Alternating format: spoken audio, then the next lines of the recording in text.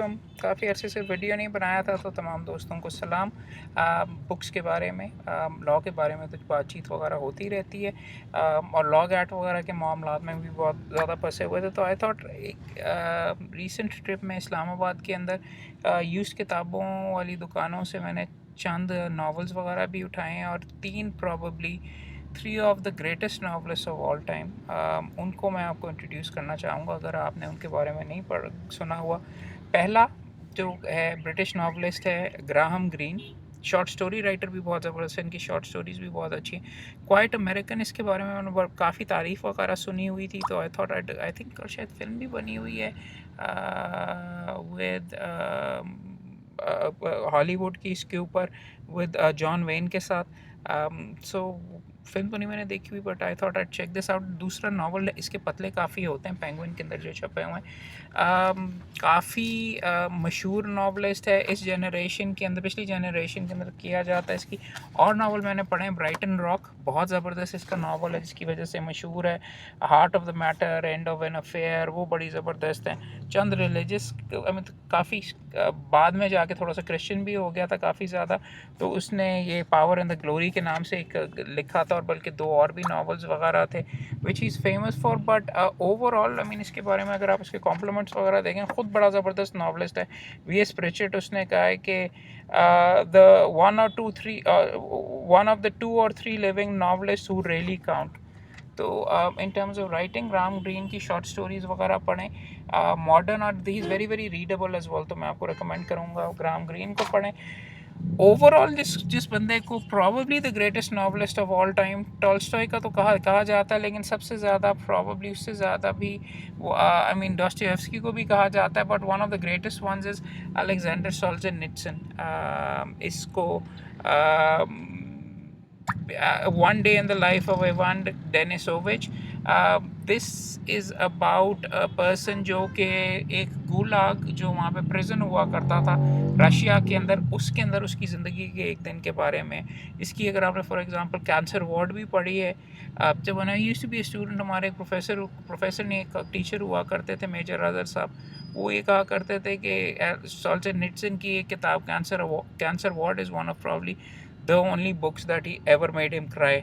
So उसकी ये है, once again this is not a novel जो which I have read myself as well, but सोल्जेनित्सिन का अगर कैंसर वार्ड नहीं पढ़ा तो वो पढ़ने के काबिल है, वो बचपन में भी पढ़ा था वो है। और अगर सीरियस आपने चीज़ें वगैरह नहीं पढ़नी, तो प्रॉबली साइंस फिक्शन के अगर आप फ़ैन हैं, तो मल्टीपल नाम बड़ा भाई आता है, Philip K Dick, but probably the best short story science fiction के अंदर novelist and short story writer of all time, Arthur C Clarke को, अब फिलिप के डिक को, और तीसरा आप कंसिडर किया रॉबर्ट हाइनलाइन को कंसिडर किया जाता है साइंस फिक्शन के अंदर बेस्ट राइटर्स।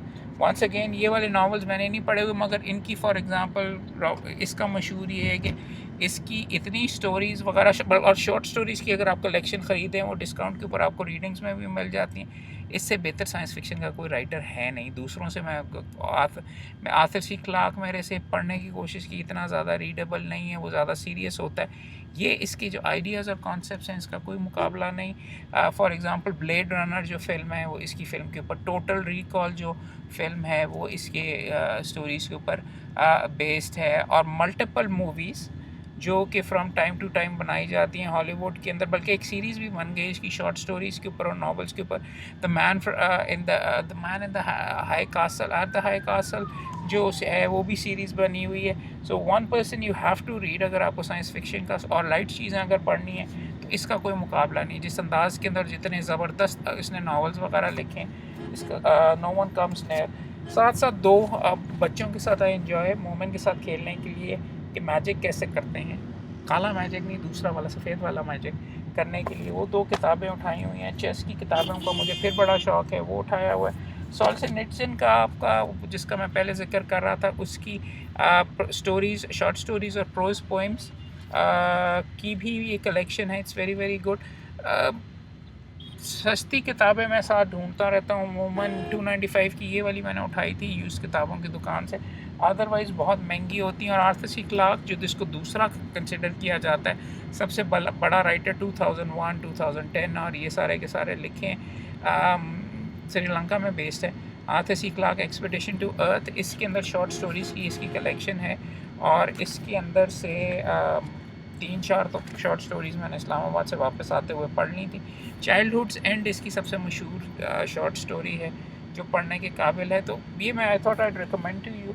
जो किताबें मेरे पास गाड़ी में पड़ी हुई हैं, चेस की किताबों को मैंने आई थिंक पहले भी जिक्र किया और अभी कि चेस प्रॉब्लम्स वगैरह कैसे सॉल्व करते हैं। इनका ये फ़ायदा ये है कि बोर्ड लेके उसके ऊपर सेटअप करके मैं मोमिन और फातिमा से सॉल्व करवाने की कोशिश करता हूँ ताकि उनकी एनालिटिकल एबिलिटी भी बेहतर हो। ख़ुद तो कर ही लेते, मुश्किल वाले अपने लिए, आसान वाली इसके अंदर जो प्रॉब्लम्स हैं उनके लिए।